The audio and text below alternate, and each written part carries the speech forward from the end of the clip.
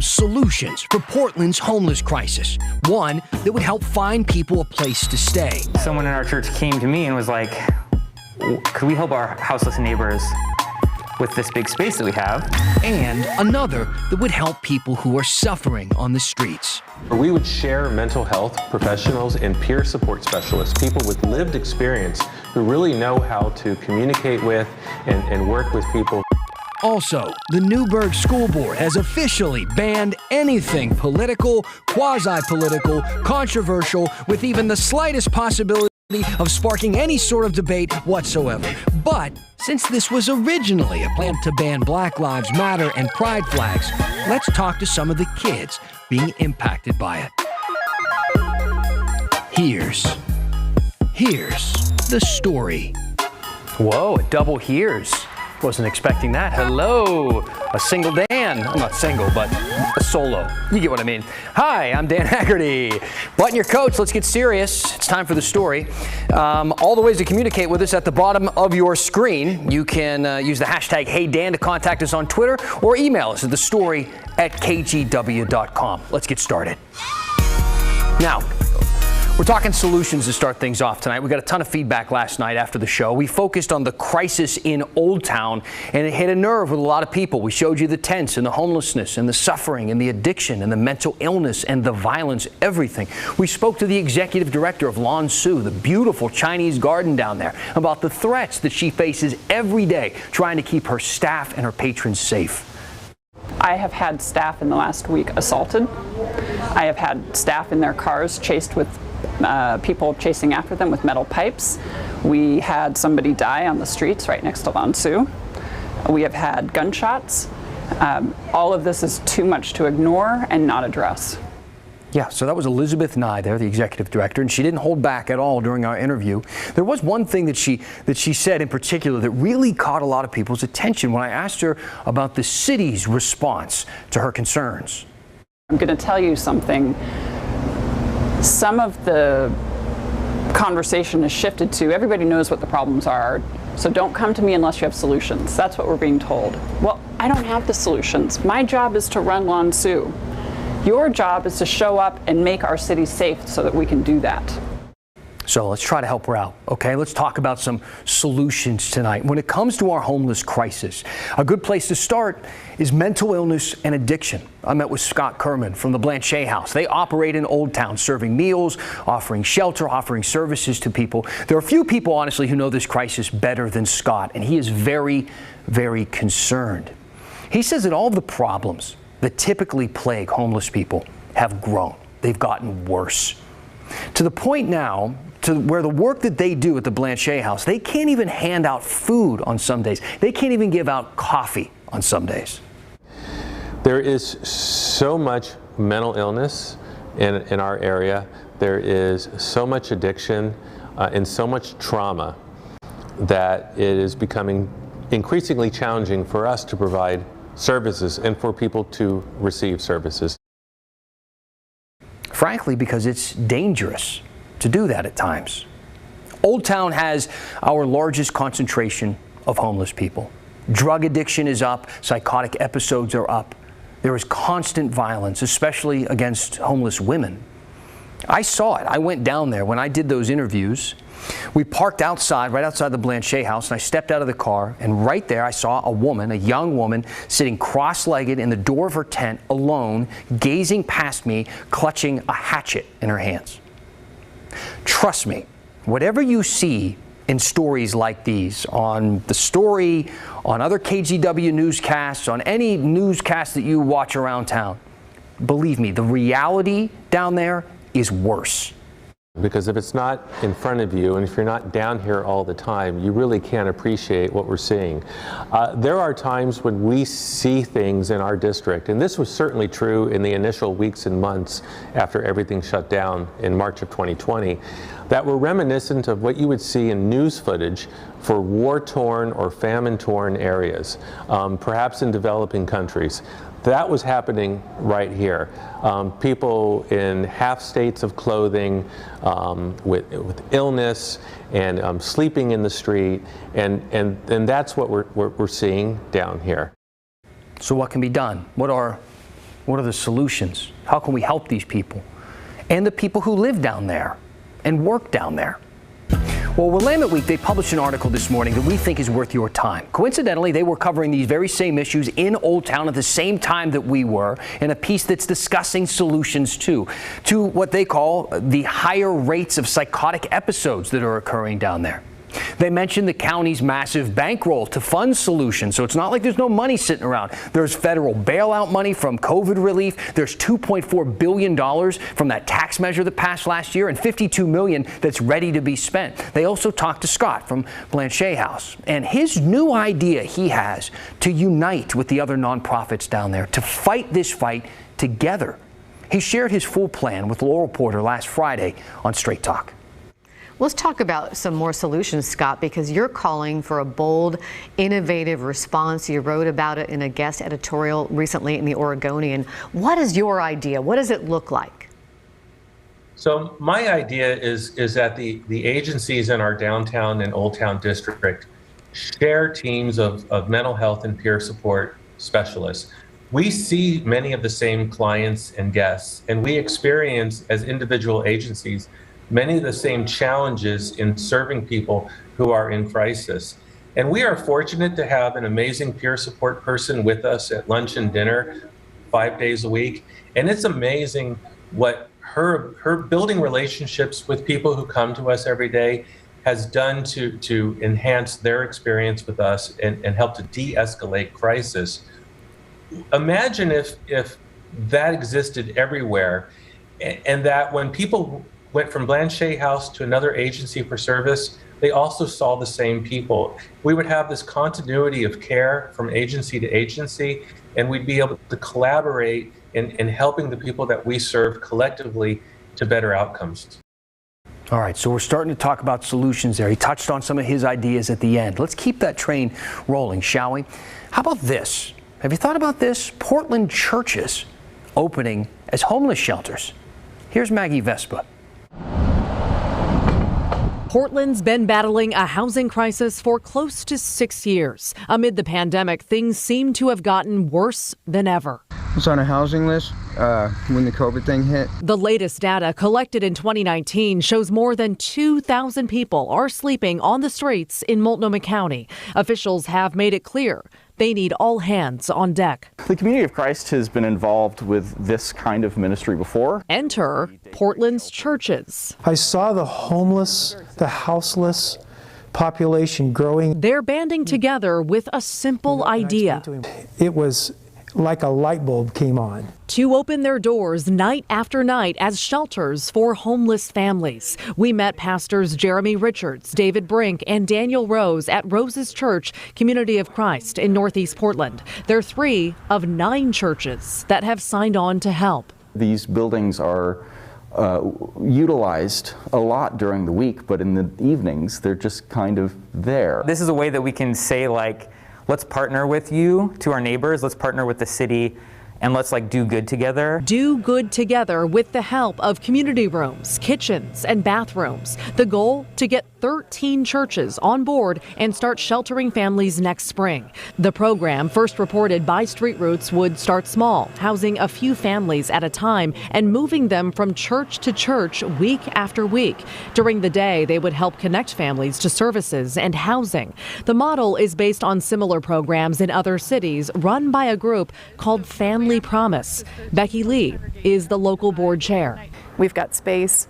We've got congregants who care and want to be part of the solution. Part of the solution to a complicated problem. This is a humanitarian crisis, as people know, and that takes complex, methodical solutions. The effort by Portland's churches comes alongside a promise by the city to open not shelters, but organized, sanctioned camps. 6 of them scattered throughout Portland. They'd be called Safe Rest Villages, and the city had pledged to announce their locations this month. This week, officials are pulling back that expectation, promising to announce the locations of 3 sites Thursday. The rest will come as soon as possible. Earlier this month, Housing Commissioner Dan Ryan told KGW despite the delay, the villages are on track to open by 2022. We're on the right step. We're taking action. We're doing what Portlanders are asking us to do. Okay, Maggie Vespa joining us now. So Maggie, good news here. We're expecting those details on the 3 villages tomorrow. Yeah, we are. As you know, we've been staying on the commissioner's office about this. No formal announcement yet, but we are hearing that press conference about those locations is still on for tomorrow. Got it. So we will be watching, of course. And speaking of tomorrow, you've got a pretty special tie-in with our Hey Help campaign this week. Yeah, I do. I'm co-hosting the annual Street Roots Family Breakfast tomorrow morning. Starts at 8 a.m. I'm so excited. And my co-host is Devon Pouncey. If you don't know him, he's such a fun guy. He's the Street Roots Vendor Program Director, and he's host of the Street Roots podcast. So on, he wears so many hats. He also, I should note, did not make fun of me for doing double finger guns, which he absolutely should have. I kind of wish he would have. Dan, I know you would have, but again, the info on all of this, minus the finger guns, is on my social media pages, and we'll be streaming live at 8, taking donations and just talking to people who are supporting Street Roots. Awesome cause. Maggie, if anybody can pull off finger guns, it's you. I apologize. We'll be tuning in. Thanks. And remember, also, our Hey Help campaign. We are helping out Street Roots through this week's Hey Help campaign. For those of you who are not familiar, Street Roots is a nonprofit weekly newspaper sold by people experiencing homelessness to help them earn some income. If you want to help them out, just hold up your phone, the camera on there to the QR code on the screen. It'll take you to a donation page, or you can go to kgw.com/heyhelp. And remember, this is a micro donation drive, so feel free to give any amount, no matter how small. Now, we've been following the Newburgh School Board's quest to ban Pride and BLM flags for the last few weeks now. And last night, the board finally voted to ban political displays in schools. From now on, teachers and other school staff, they won't be able to display anything that the board considers controversial, political, or quasi-political. We've heard a lot of opinions on this topic from adults, from board members and parents and me and viewers and everybody like that. But tonight, we're wanting to hear directly from the kids who are going to be affected by this decision. Data shows that BIPOC and LGBTQ students face a substantially higher risk of being bullied, of being harassed or attacked. And they have higher rates of mental illness and suicide. So we went down to Newburgh today to talk to members of the Gender and Sexuality Alliance about their concerns. I'm scared to come out in this town because I've seen so many homophobic and transphobic things happen, and I just want to be able to live without fearing every single day and live without fearing what's going to happen because of me, what's going to happen because I'm just existing. Why do I have to be scared because I'm just here? Well, in school, they've considered it a mental health issue. I would complain about students calling me the N-word and picking at my hair, just basically bullying me to an extent of beyond bullying. It was just I was just being bullied for my color. People's skin color is not political, and people's sexuality and who I love is not political. They're telling us that it's a political statement, and that just infuriates me, because a pride flag stands for love and equality, not a political statement. Myself and who I am I'm not political. I'm a human. And I remember actually seeing pride flags and the fact that we actually had a local GSA my freshman year, and I realized that this was a safe space for me. And I realized that the school there cared about me and made sure that they wanted me to feel supported and safe, which was huge. At the time, I was struggling very heavily with a lot of mental health issues, and one of them being just a lot of fears and anxieties about me coming out as a trans person. It's about the young students, the young queer students who are going to come into a school and not see these symbols of hope and support for them. And I think that's so important for an incoming class to be able to see these symbols and just immediately know that there's some level of support for them there. And if we're not allowing any of these teachers or any staff members to put up these symbols of hope for these students, it's just creating a more hostile environment for them. So, how did we get here? Let's go back to May 2019, when Brian Shannon was elected to Newburgh School Board.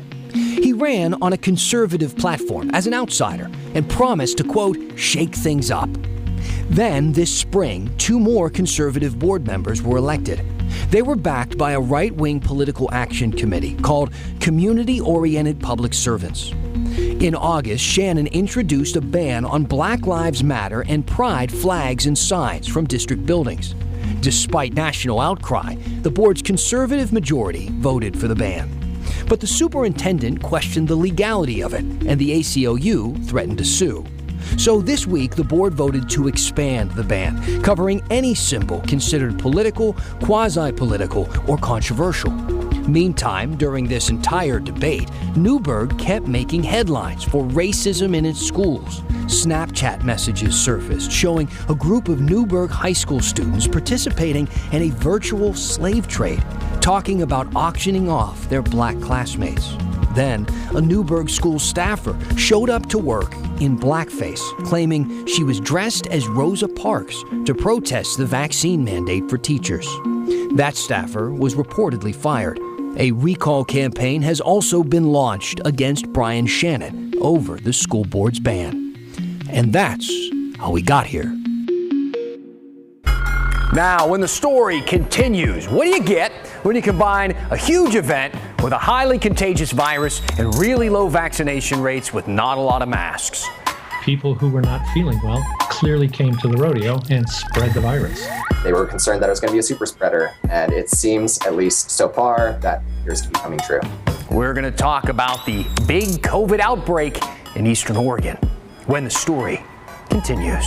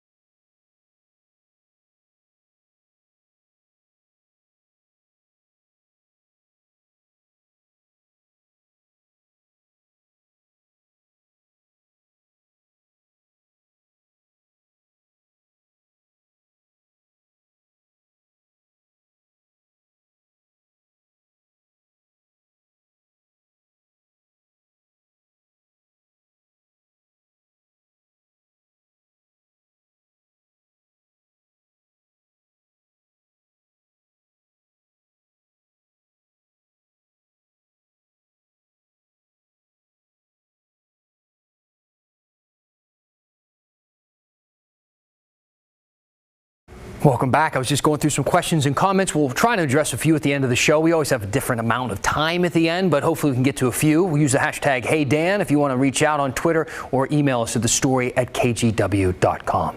Now, I want to talk about COVID for just a minute, as we've done pretty much every night for about 18 months now. But I want to start by playing something that the governor told our Pat Doris earlier this month when he asked her if she'd be going to one of her favorite events while the Delta variant is spreading. Unfortunately, Pat, you know I adore attending the Pendleton Roundup, and unfortunately, I will not be going this year. For those who are attending, I encourage them to get vaccinated ahead of time and to wear their masks. I am certainly concerned about community spread. And she was right about that certain concern. All right. There's a big outbreak in Umatilla County right now where the Pendleton Roundup was held 2 weeks ago. Yesterday, the county reported more COVID cases there than any other county in Oregon. That includes Multnomah County, which has 10 times the population. At least 95 cases so far have been linked to the Roundup. So what happened? Well, we asked Umatilla County's public health officer who went to the Roundup to volunteer in the medical tent. The mask usage probably fluctuated between, maybe 10 to 20%. It wasn't zero. There were quite a few people, but certainly nowhere near a majority. It was certainly well less than a quarter of the folks. The Roundup Board of Directors and Executive Committee had asked but did not force all of their volunteers to wear masks, and so a lot did not.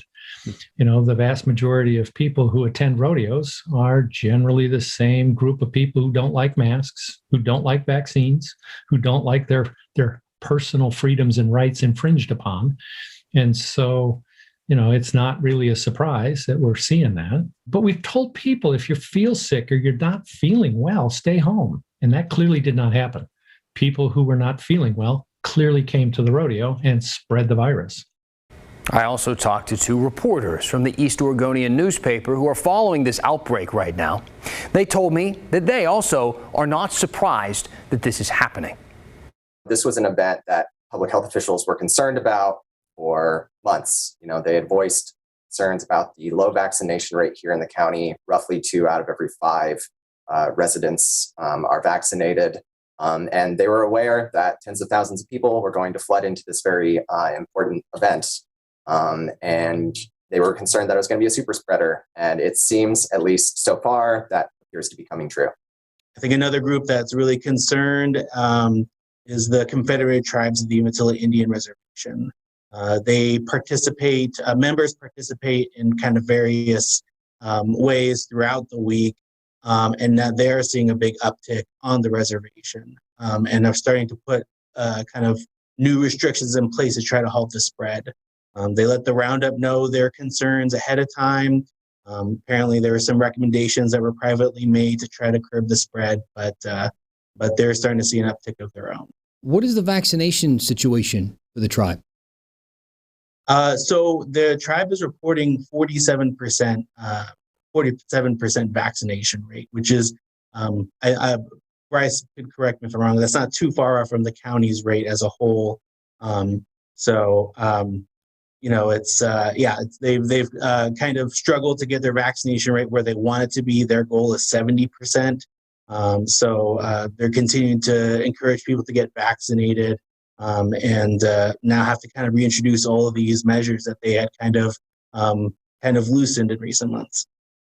Now, speaking of vaccines, I want to show you a couple maps. These are from the New York Times. The map on the left shows the vaccination rate in each Oregon county. As you look at that map, the darker the color of green or blue or whatever it looks like on your TV there, the higher the vaccination rate. The darker the color, the higher the vaccination rate. The map on the right shows COVID hotspots right now, measured by cases per 100,000 people over the past week. Again, the darker the color, the higher the rate of cases. Notice any correlations there?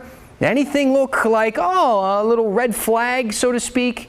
If you're looking at the screen on the right now, I'll just tell you, if you're not looking at the screen, I'll tell you, Eastern Oregon counties have a much lower vaccination rate than other parts of the state, and that's also where we're seeing COVID surge as we speak. So let's talk about vaccines and how many people have them. Right now, more than 2.8 million Oregonians have gotten at least their first dose. That's about 66%, about 66.5% of the state's population, including everybody, kids under 12 who I know can't get the vaccine yet. In Washington, more than 5.1 million people have gotten at least their first dose. That works out to be a little bit more than 67% of Washington's entire population, including kids. All right, stay with us. Send us some questions and comments. What did you think of the show tonight? What else should we be covering? Let me hear it. Email us at thestory@ktw.com. Use that hashtag HeyDan. I'll read a few when we finish the story. Next.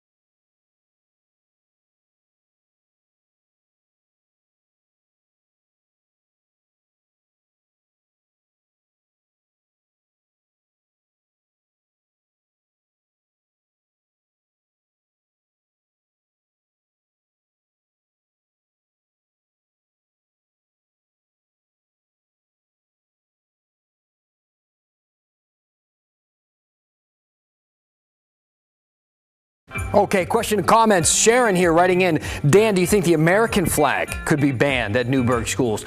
No. In fact, they put that specifically into the policy that they don't ban the American flag. They also don't ban the state flag. Of course, those are political symbols, but they don't fall into this category. That's something different. So talking about solutions, Leckington wrote in. Solutions. There is only one long-term viable solution. Build mental health hospitals and pass laws to permit institutionalizing people. So that is something that we did that a long time ago in society, and it didn't turn out to work. It didn't work out that great. In fact, as I've been discussing these situations with anybody who will listen, whether they are in the volunteer space or they're in the policymaking space, I ask them about that because oftentimes people are having a mental break and are also being asked to make decisions about their mental health and how do they bridge that gap. And right now, I've been told across the board that answer is compassion and building relationships, which is kind of what Scott from the Blanchet House was talking about, that once people are trusting enough, then they may be willing to offer themselves up to certain types of help that might feel as though they're having their freedom stripped away from them otherwise. So no, when it comes to institutionalizing people, rounding people up and locking them up somewhere, the way that society in general is going and what we're doing here in Oregon and in Portland is going completely in the opposite direction of that. So if you have other questions, you want me to look deeper into that, I'm happy to do so. John wrote in and said, great job tonight. Thanks for showing the positive solutions for Portland's homelessness and mental health crisis. We started that solutions banner in the back and doing our stories that way because of your feedback, because people started saying, listen, you're telling us all the problems, we got it, but let's search for some answers. And nobody comes up with better answers and solutions than the people who watch this show. So please keep asking those questions. Let's keep spurring conversation. I appreciate you being with us tonight. Have a great one. I'll see you back here tomorrow.